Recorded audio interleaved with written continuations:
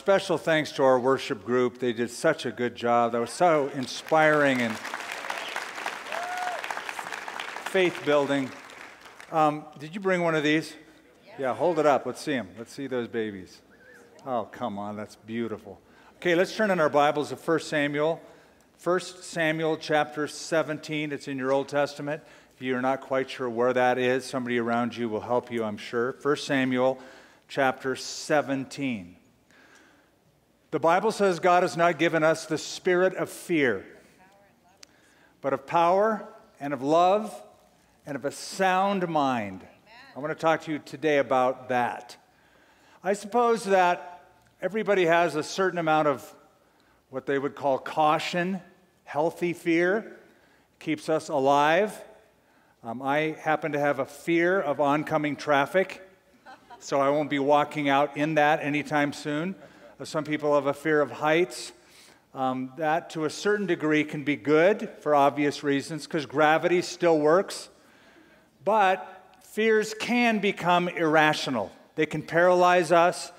They can cause us to think and act in a frantic kind of a way.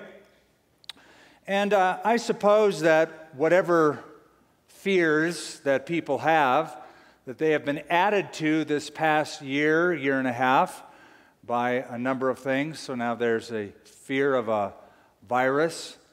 There's a fear of economic free fall. There's fear now of terrorism resurfacing because of the events of the last couple of weeks. Fear starts when we're young. Kids have all sorts of irrational fears, from fear of the dark to fear of monsters under their bed. They might be fearful of crocodiles, even if they live in Rio Rancho. You know, it doesn't make sense, but kids have those fears. We learn them, and we carry them. One little boy, 12 years old, 7th grader named Quentin, said, "My biggest fear is a test." He goes, "I'm afraid of it because it's like you know the material, but when it's in front of you, your brain shuts off." An 8-year-old girl named Cheyenne said, "My greatest fear is my future. Now that I'm in 3rd grade, I'm afraid my future will start happening. Soon, I'll start getting scholarships and free enrollments in college. It's just that life is rolling by way too fast." Besides fears, there are what mental health experts call phobias. And they call that a type of anxiety disorder. And according to the best literature, 30% of all Americans have a phobia. The number one, I found this very interesting, the number one phobia of the American public is called trypanophobia. It's the fear of needles. And I think that's interesting, especially right now, right? Trying to roll out vaccines. They should just keep in mind 30% of people are dealing with phobias, and the number one phobia people have is they don't like needles. There are others. There's second on the list is called, I'm going to try to work this out, pteromeranophobia, which is the fear of flying. Then claustrophobia, the fear of enclosed spaces. Entomophobia, the fear of insects. Ophidiophobia, the fear of snakes. My son and wife do not have that phobia. Cynophobia, the fear of dogs. Astrophobia, the fear of storms. There is even something called phobophobia. It is the fear of fear. It's the fear of being afraid. I don't want to laugh these off or marginalize it. If you have one of these phobias, it comes at a cost. It comes at a physiological response, typically raised heart rate, shortness of breath, sweating, adrenaline rush. All those things are real things that happen in the body. We've been looking at hunting giants. That's the name of our series. We've sort of looked at giants analogously, metaphorically, but today we consider a real giant named Goliath. You know the story, you know it so well, And this chapter is so long, I'm only going to give you elements of it because I believe you know it that well. Everybody does who has been in church for any length of time. It is the most famous battle in the Old Testament. It's not between two armies, it's between two individuals. And the people of Israel in this battle, it is told us twice, are fearful. It says they were greatly afraid, then they're tremendously afraid, and then, you know the story, in walks this kid, a teenage kid. David was no more than a young teenager when this happened. And he comes in almost like he's whistling, and he's like, what, a giant? So what? I mean, it's that kind of unusual faith in the midst of fear that makes the story so noteworthy. Did you know that 63 times the Bible tells us, fear not? Fear not, or do not be afraid, 63 times if you count them.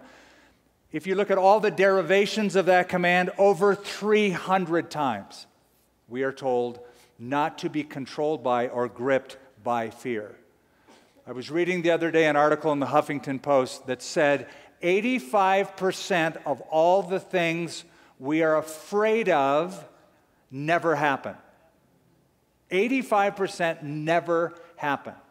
One man said, my life has been filled with terrible misfortune, most of which never happen.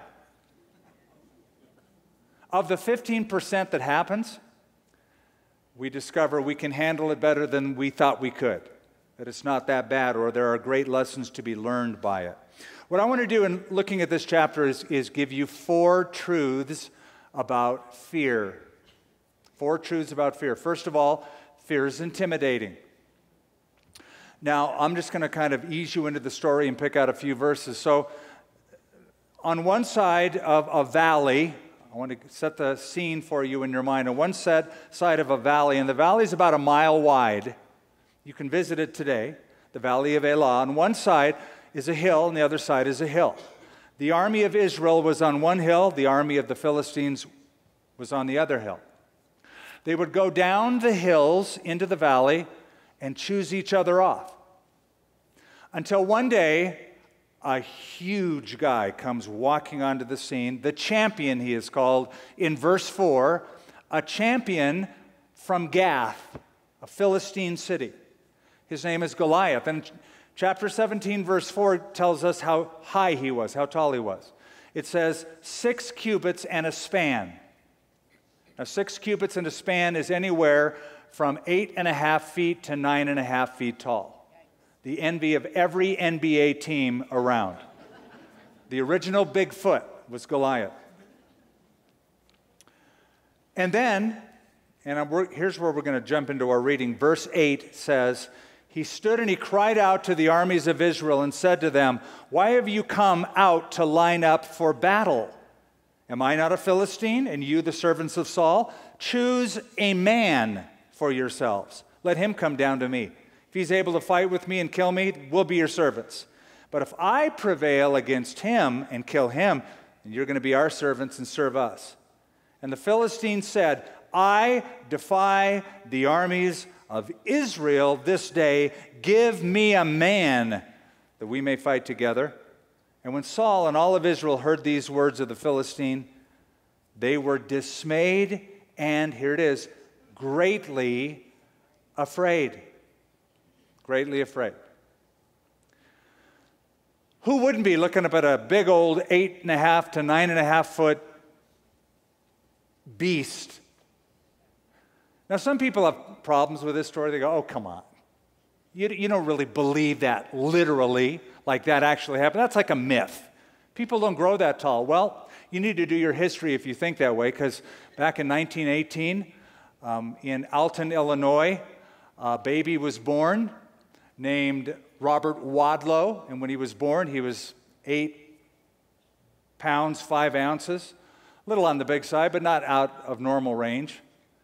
By the time Robert Wadlow was 13 years old, he was 7 feet 8 inches. Wow. That's a tall 13-year-old, wouldn't you say? He had a certain condition that rendered him that tall. When he was fully grown, he was 8 foot 11 inches, roughly this size, Goliath size.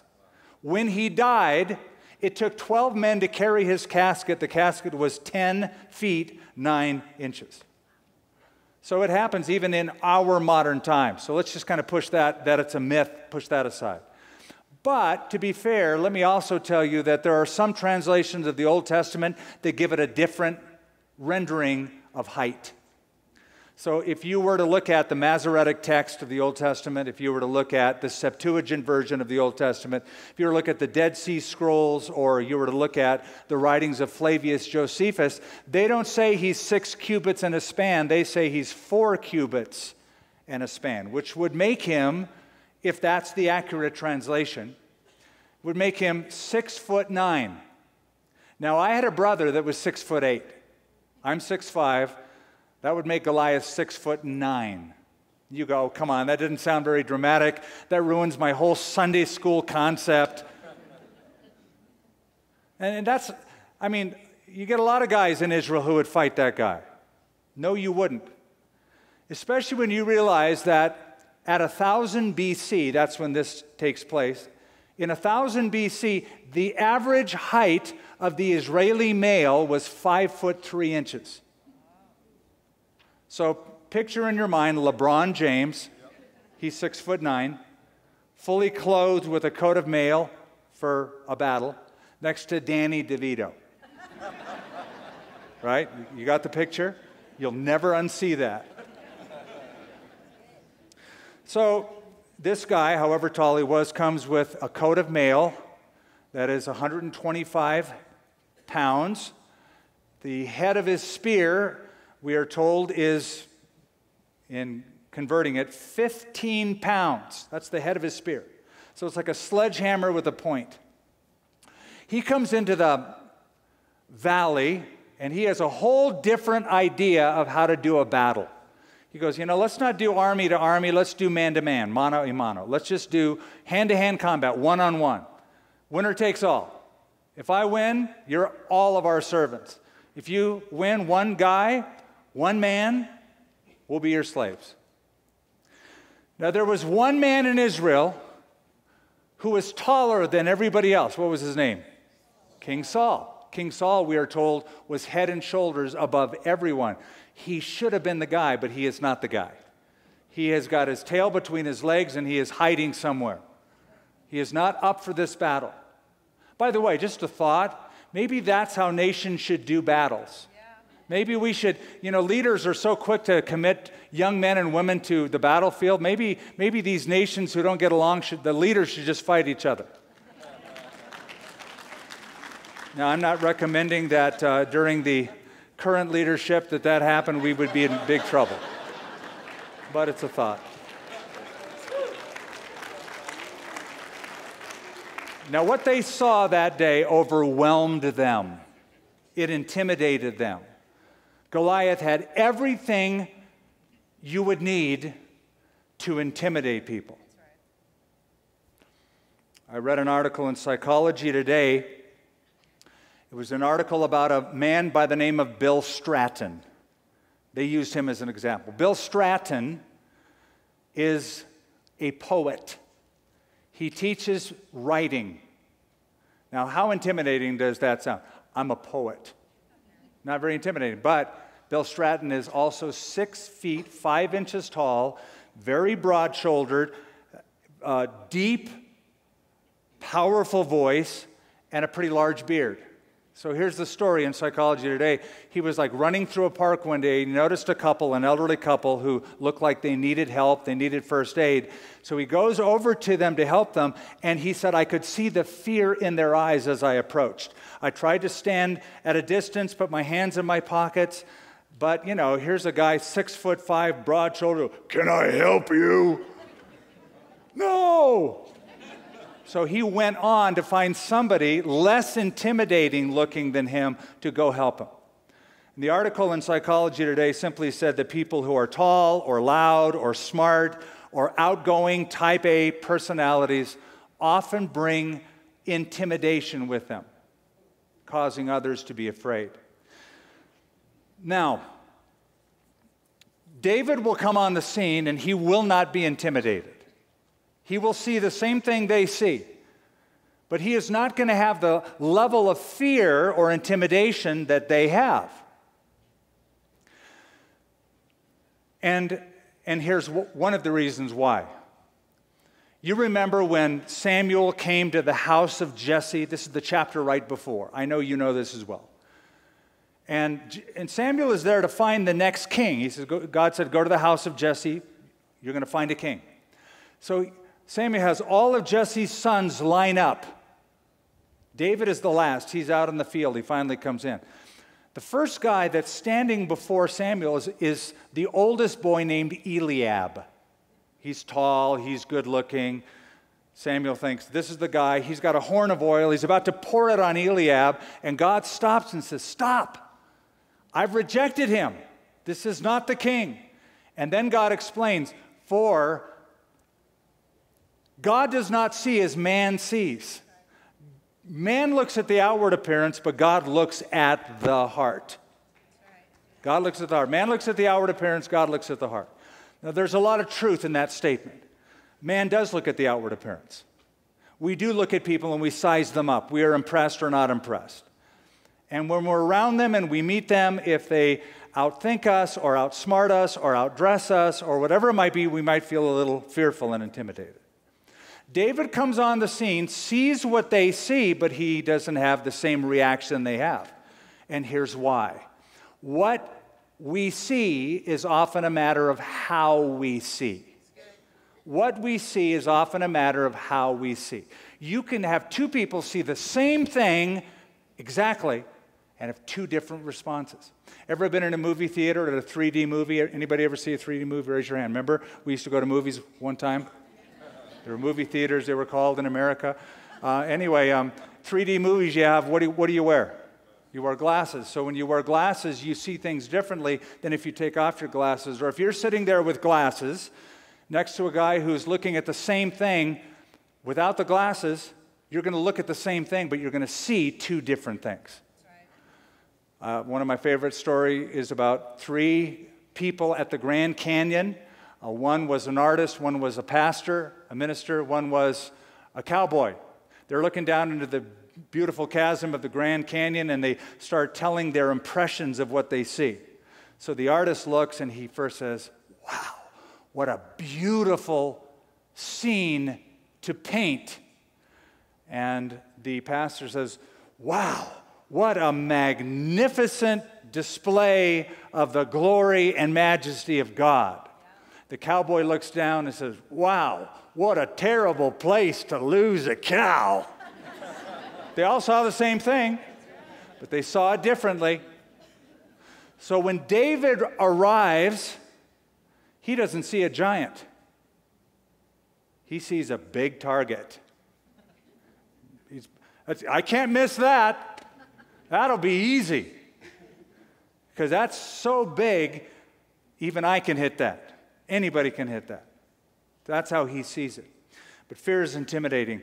A second thing to note about fear, not only is fear intimidating, fear can be debilitating.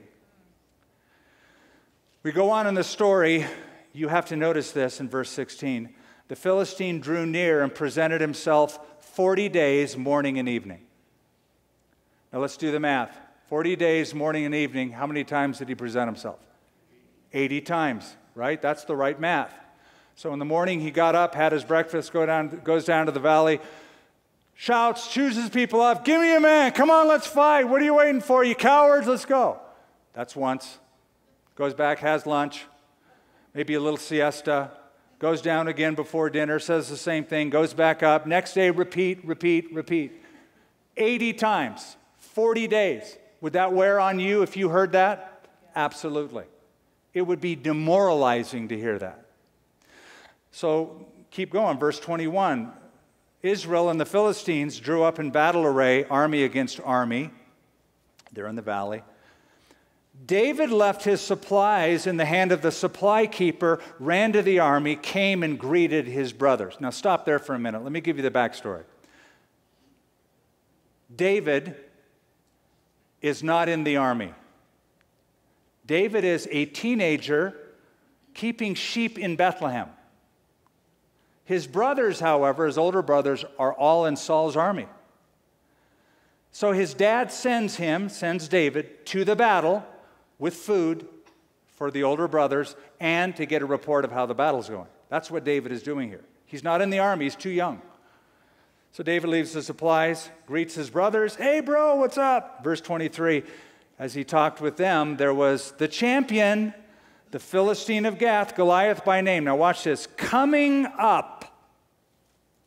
That's very important that you notice that. Coming up from the armies of the Philistines, and he spoke according to the same words. So David heard them. And all the men of Israel, when they saw the man, fled from him and were, here it is again, dreadfully afraid. Dreadfully afraid in Hebrew is yareh me'od, which is to be overcome with fear. The NSV, the New Skip version, they were freaked out. They were freaked out. They were crippled with fear. Why? Because they noticed this guy coming up. Now again, the geography is important. There's a valley here in the middle, a mile wide, a hill and a hill on either side, an army on each hill. Typically they come down, yell at each other, nobody's really fought yet, go back. Come down, go back, come down, go back. Goliath gets into the mix, starts yelling 80 times, come on, give me a man. Finally, Goliath gets closer, crosses the creek, the little brook in Elah. Again, if you come to Israel with us, we'll point this out to you. You can see the whole valley scene right there. And he starts coming up the other side. So now he's not just intimidating, now he's aggressive. Now he's getting closer and closer. He is coming up. Goliath is so much like our adversary. I'm talking about the adversary of our soul, the devil. He tries to intimidate and intimidate and intimidate, and then he'll get closer. He'll come up. He'll move in. He'll take advantage. Francis Thompson said, the devil doesn't know how to sing, only how to howl. But if that howl goes unmet, unchallenged, then he'll come up closer and closer and come after you stronger and stronger. And that's how fear works.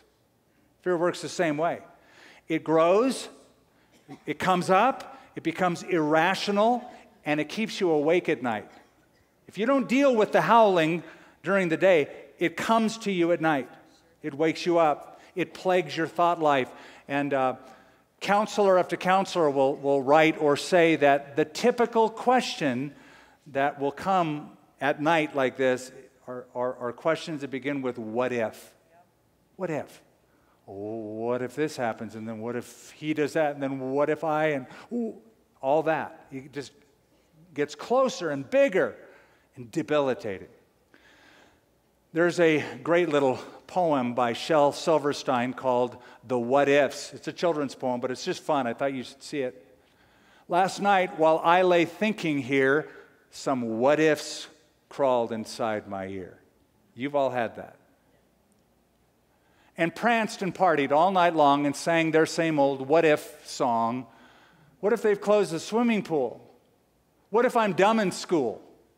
What if I get beat up? What if there's poison in my cup? What if I start to cry? What if I just get sick and die? What if I flunk the test? What if green hair grows on my chest? That wouldn't be good, would it? What if nobody likes me? What if a bolt of lightning strikes me? What if I don't grow taller? What if my head starts getting smaller? What if the fish won't bite? What if the wind tears up my kite? What if they start a war? What if my parents get divorced? What if the bus is late? What if my teeth don't grow in straight? What if I tear my pants? What if I never learn to dance? That'd be okay. But anyway, everything seems swell, and then the nighttime what-ifs strike again.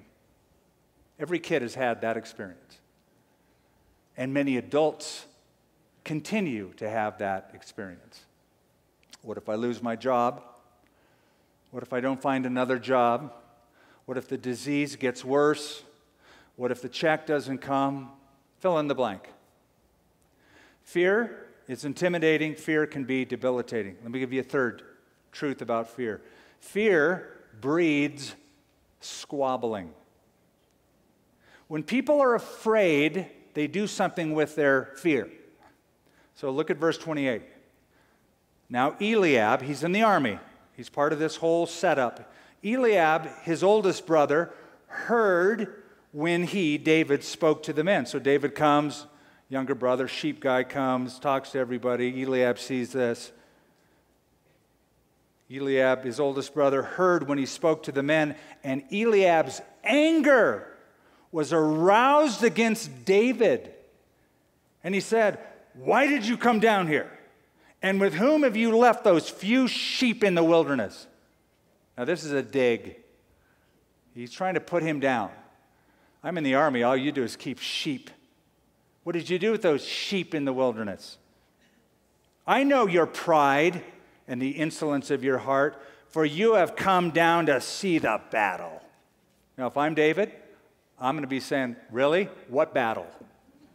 I don't see no battle. I don't see any of you getting up and fighting. You're just scared, crawling, running away. But he didn't say that. David said, "What have I done now? Is there not a cause?" Then he turned from him toward another and said the same thing, and these people answered him as the first ones did. Now keep in mind who Eliab is. Eliab's the oldest brother. He was the guy who stood in line when Samuel came to pick the next king. And so that means Eliab was the first one in the family to be rejected as king. He never forgot that. And he never forgot when David came in from watching sheep and Samuel said, "That's it. He's the kid. He's the king." He held it against him all that time. Now, in a moment of battle, now in a moment of fear, he lashes out. This is called infighting. He's fighting his brother. Why? Because he's afraid. Fear will do that. Mental health expert Kristen Fuller said that fear can turn to anger. She said, when you're in a stressful environment, combined with a perceived threat, you experience frustration. In that condition, people often lash out at people around them. Keep that in mind. If people are unloading on you and getting angry at you, it could be that they're afraid. During this last year and a half, I've seen so many freaked out people, so afraid. And what they do, they get angry at you. How come you're not wearing the mask? Don't get too close to me. Okay, whoa. Yeah. So, you can get tempted to lash out back at them. I mean, I think David, most brothers would have said, "Really? You want some of this? I'll punch you in the nose, Eliab." But he doesn't do that. He recognizes that this is coming from fear. In fact, notice what he does. He says he turned from him. That's what he did. Just turn away. Just walk away. David wasn't there to fight his brother. David was there to fight a beast named Goliath. So he turned from him. He knew who to fight and who not to fight. Now listen, if you don't watch it, you'll end up spending all your time fighting a Christian brother or sister, while the real enemy of our souls keeps coming up, coming up, coming up. And he wants you to not think of his coming up. He wants you to just have infighting with everybody else around you. Don't let it happen. Finally, I'm going to take you to a fourth. This is really the best part of the story. This is the crux of the story. Fear requires conquering. Fear requires conquering. So we go down to verse 45. David comes on the scene. He's there with a few rocks, 5 stones, and his sling. I mean, not even a slingshot. I hear people say, "David, all he had was a slingshot." No, he did not. That was invented a long time after. He came with just a sling, a little leather strap that you go around your head or off to the side. He comes, and verse 45, David said to the Philistine, "You come to me with a sword, with a spear, and with a javelin. But I come to you in the name of the Lord of hosts, the God of the armies of Israel, whom you have defied." Wow. I mean, the best part of the story is a teenage kid talking smack back to this warrior. Why does he do that? And I don't know that he's like, I don't think this is hubris or he's puffed up with pride. Somebody once said, courage is just fear that has said its prayers. So I think he probably went out there, gulp, but he realized something. So it says, I come to you in the name of the Lord of hosts. Look at verse 46. This day the Lord will deliver you into my hand, and I will strike you and take your head from you. And this day I will give the carcasses of the camp of the Philistines to the birds of the air and the wild beasts of the earth. I love verses like this. That all the earth may know that there's a God in Israel. Then all this assembly shall know that the Lord does not save with sword and spear, for the battle is the Lord's, and he will give you into our hands. Amen. Wow. Do you know that experts will tell you that fear can be unlearned? That's good. You know why that is? Because fear is learned. We learn it when we're young. Some of it's healthy, good fear, but so often it becomes irrational. So often it controls us. And what you have learned that has become unhealthy and bad can be unlearned. And the Bible talks about renewing your mind. Don't be conformed to this world, Romans 12, verse 2. Don't be conformed to this world, but be transformed by the renewing of your mind. You need to learn to think differently. You need to unlearn certain things. So what I want you to do, I want to get specific now. David was victorious because he did three things. Three things. We can conquer by doing three things. Number one, by remembering past victories. Remembering past victories. So I want you to see something here. Look at chapter 17. Look at verse 33. Now, David says, I'll take the giant on. I'll do this. No, everybody's scared. I'm ready to fight. So he stands before King Saul. Look what King Saul says to him. Saul said to David, you're not able to go against this Philistine. I mean, this guy's meaner than a junkyard dog. You're a kid. You're a boy. You can't do this. That's what fear says to you. You can't do this. Don't try. Stop. You can't do this. For you are but a youth, and he is a man of war from his youth. So David hears that, thinks about it. David said to Saul, well, your servant used to keep his father's sheep when a lion or a bear came and took a lamb out of the flock. I went out after it. You're picturing a little kid chasing a bear? Your servant, he said, I went out after it and struck it and delivered the lamb from its mouth. You got to get pretty close to a bear to deliver it out of its mouth. I caught it by the beard, struck it and killed it. Your servant has killed both lion and bear, and this uncircumcised Philistine will be like one of them, seeing that he's defied the armies of the living God. So he remembered something that happened in the past. He said, look, King, with all due respect, I've seen God vanquish lesser enemies, lions and bears, top of the food chain animals. Right? Lions and bears, top of the food chain animals. I chased them down, I clubbed them to death, and I took my lamb home. So here's the point. Fear in the present is conquered by recalling victories in the past. Fear in the present is conquered by recalling victories in the past. I want you to remember this. Look up here. I want you to remember this. If you have a good memory and a sound theology, you're ready to fight right now. Right now.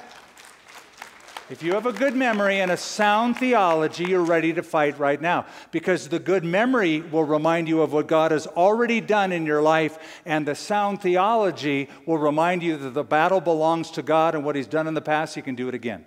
Amen. So if you have those two things, you are ready to fight.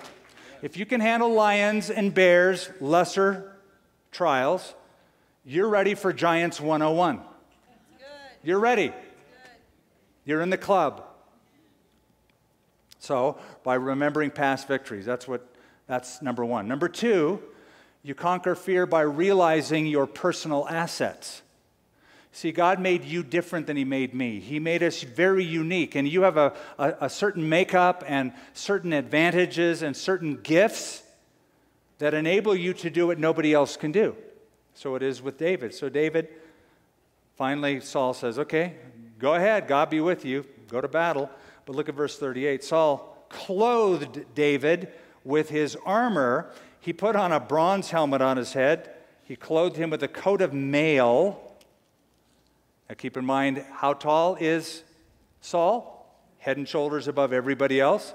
David's a little teenager. It's like putting 52 long on 38 regular. It's like a little 12-year-old wearing his dad's suit. It's like, this really looks ridiculous. And it was.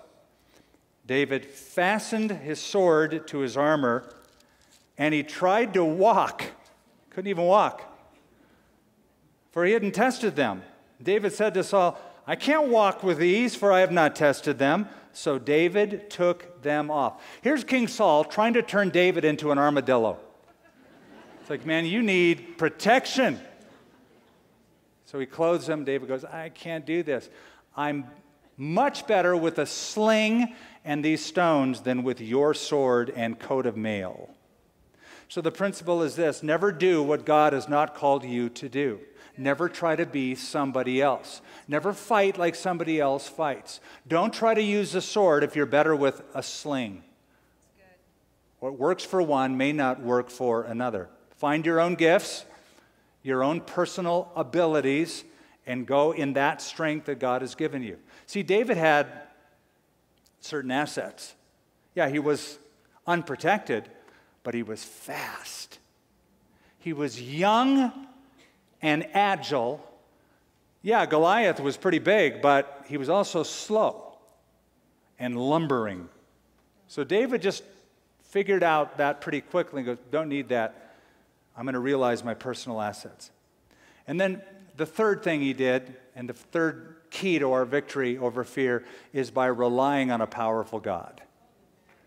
And that's verse 45. That's the king verse. You come to me with a sword, with a spear, and with a javelin. But I come to you in the name of the Lord of hosts, the God of the armies of Israel, whom you have defied. Now, I want you to compare something. Remember what I said? What you see is determined by how you see. It's really a matter of how you see it. So, with that in mind, I want you to compare two verses. Look at verse 25. Now, this is the army, the Israelite army. The men of Israel said, have you seen this man who has come up? Surely he has come up to defy Israel. Now compare that with verse 45, where David said, the name of the Lord of hosts, the God of the armies of Israel, whom you have defied. Here's the point. David realizes Goliath isn't just attacking an army, he's attacking God's army. He's attacking God's people. Do you know that when God's people are attacked, that God takes it very personally? He does. God said of Israel, the Lord said of Israel in the Old Testament, whoever touches you touches the apple of my eye. I will get hot and bothered when you mess with my people. You want to see that in action? Saul of Tarsus in the New Testament was out to persecute Christians, hunt Christians, kill Christians. He gets knocked off his horse on the road to Damascus. Jesus says, Saul, Saul, why are you persecuting me? He's thinking, you? I don't even know who you are. I don't even know who's talking to me. That's why he said, who are you, Lord? I'm not after whoever you are. I'm after them. No, you're persecuting me. I'm taking what you're doing to them very personally. You're messing with them. You are messing with me. Something else. David compares weapons. It's sort of interesting. He goes, you come to me with, and he starts rattling off what Goliath has. He's got a sword, he got a spear, he got a javelin. Most people go, that's a lot. I got nothing. No, he says, you got all that, but I've got something you don't have. I have a name. I come to you in the name of the Lord. The word, the name means the reputation, the authority of the Lord. You don't have that, Goliath. You just got a sword and a spear and a javelin. I come to you in the name of the Lord of hosts, the God of Israel. So you've got size, you've got strength, you've got a sword, but I have the name of the Lord. Listen, if you're going to slay giants, you need a healthy respect for the size of your God.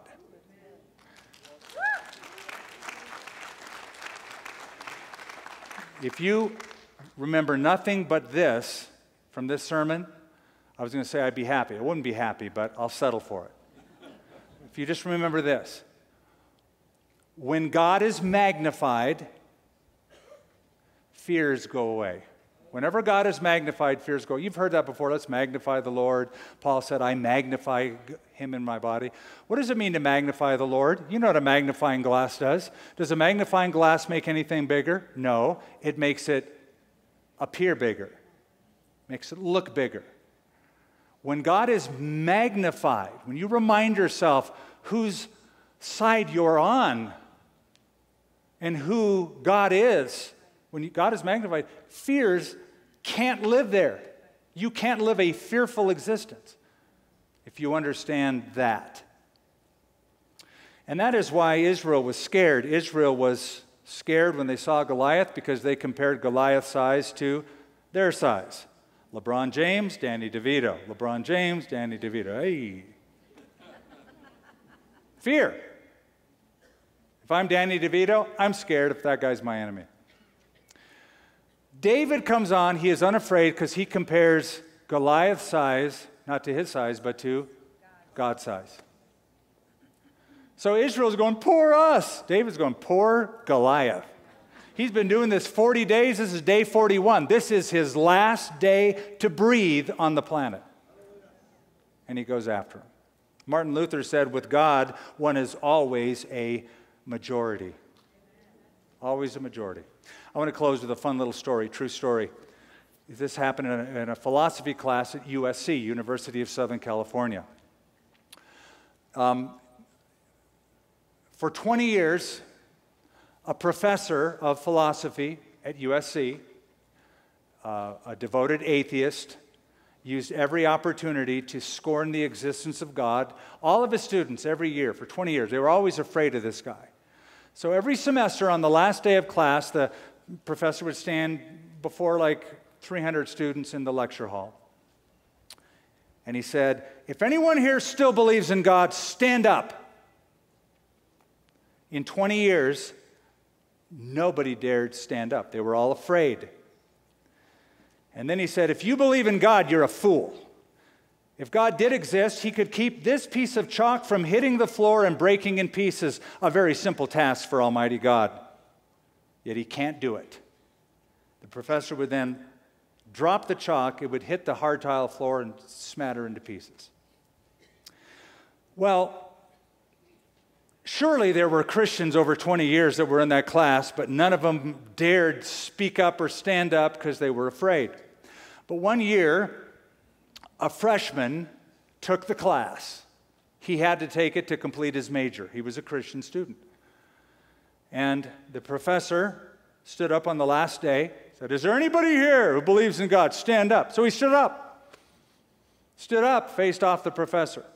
The professor looked at that lone student and said, you are a fool.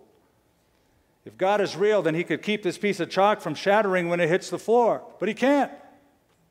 Just then, as he said those words, the chalk slipped out of his hand, hit his sleeve, bounced on his shoe, rolled onto the floor across the room unbroken.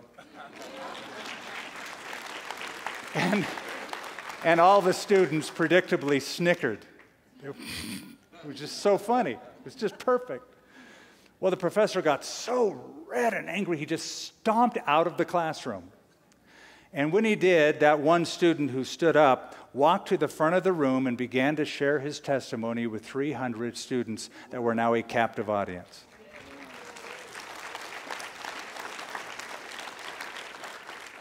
fear is the greatest barrier to you fulfilling God's plan in your life. Fear. God hasn't given us the spirit of fear. Perfect love casts out all fear. The Bible says, because fear has torment, and some of you know that torment. But perfect love casts it out. I'm praying that not only we would be a bold church, we would be a church of sound mind and thinking clearly, but we would be fearless, unafraid. Unafraid. Father, I pray that for your people. We know what fear can do to us, Lord, can do to the best of us. It is intimidating. It can be demoralizing and debilitating, and it can hurt relationships when it turns into an argument. Lord, I pray that we would remember what you've done in the past. We would realize how you made us and who we are uniquely crafted by you. We're not a mistake. Who we are and what we have and how we think, it's not a mistake. But we have to think biblically. We have to be conformed. We have to be transformed by the renewing of our mind. And I pray that we would realize that the name of God, the reputation and the authority of God, is so much bigger and so much grander and so much more powerful than any system of thought. And I pray that we would not be quiet, that we would not be intimidated. We would stand strong in Jesus' name. Amen. We hope you enjoyed this special service from Calvary Church. We'd love to know how this message impacted you. Email us at mystory@calvarynm.church. And just a reminder, you can support this ministry with a financial gift at calvarynm.church/give. Thank you for joining us for this teaching from Calvary Church.